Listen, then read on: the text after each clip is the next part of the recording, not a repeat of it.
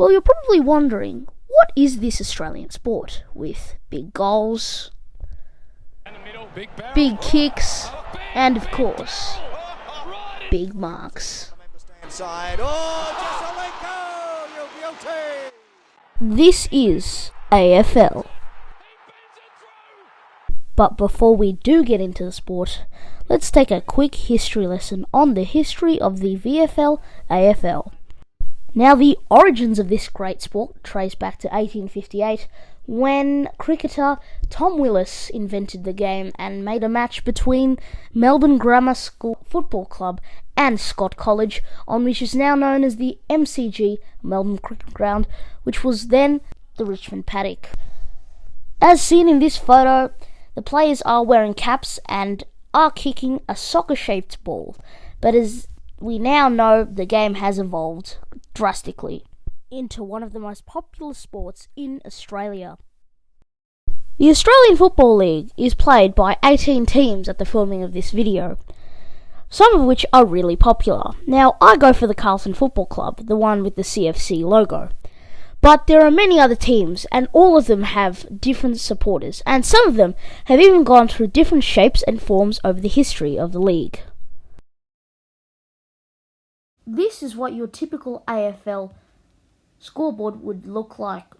The first numbers, the 7 and the 15, both indicate goals, which is when you kick the egg-shaped ball between the two high posts, which is 6 points.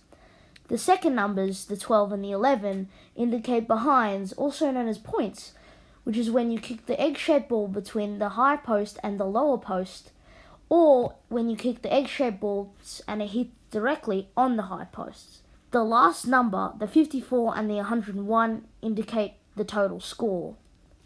If you do kick the ball onto the lower post directly, that is an out on the full, which is basically kicking the ball out of the oval on the full, which is free for the other team. Kicking, one of the most important elements of the game. Let's analyse this kick. First we have the ball drop, then the arm release, then the kick, and then the full ball release. This is the kicking process, which can also be used when kicking goals, as seen here. To be inch perfect, he is! He's got the most impossible goal! And handballing, another major element of the game.